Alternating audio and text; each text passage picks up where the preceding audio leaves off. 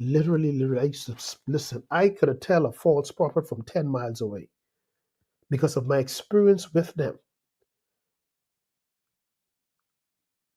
Boy, listen, this. Anyway, let me. What time is it now? Let me quickly go into these other scriptures. So let's go quickly here now to let's go to Acts. Let's go to the book of Acts. I'm going to quickly show you this.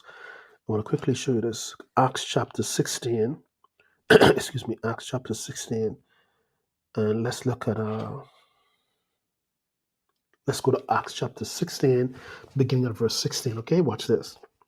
And it came to pass as we, this is Paul and his crew, went to prayer, a certain damsel, listen to this carefully, and I want you to listen to the wording.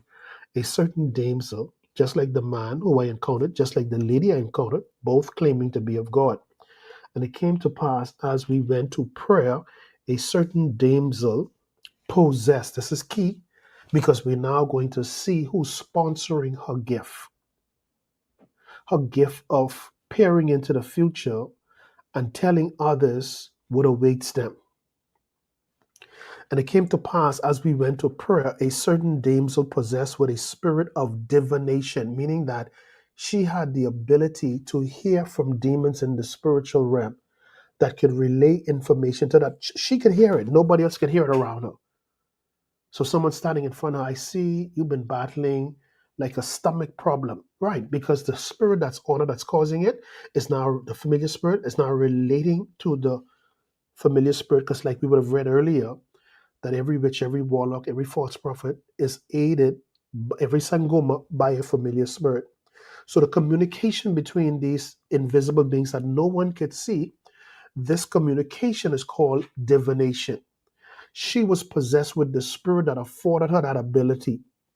So, verse 16 of Acts 16, and it came to pass as we went to prayer, a certain damsel possessed with a spirit of divination met us, meaning Paul and his crew, which brought her masters. Her masters. So that means there were evil, demonic sangumas, all right, who was using this girl, I want you to hear me now, as a spiritual slave. Remember, I told you what a blind witch is, where you have other witches using someone to do their bidding, and they have no knowledge. They think that's their gift. They think it's them who's doing this, but they're being used by higher demonic powers that people have.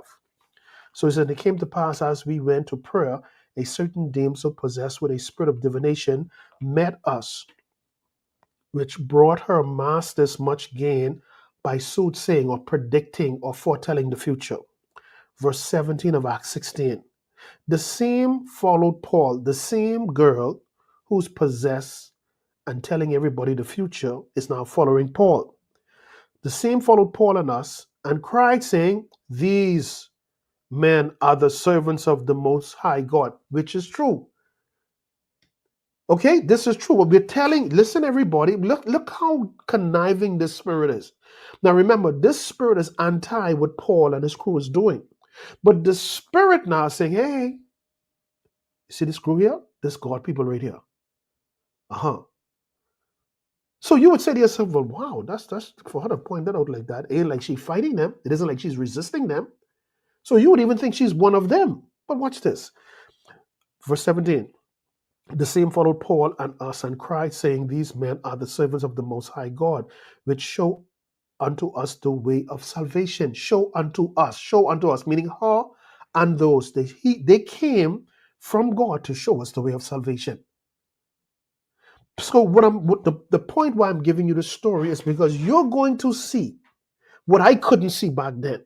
That you cannot figure these people, these clowns, these slow belly devils out, these false fake prophet and prophetess via your five senses. If that is what you're using to assess if someone is of God or not, you are in deep trouble.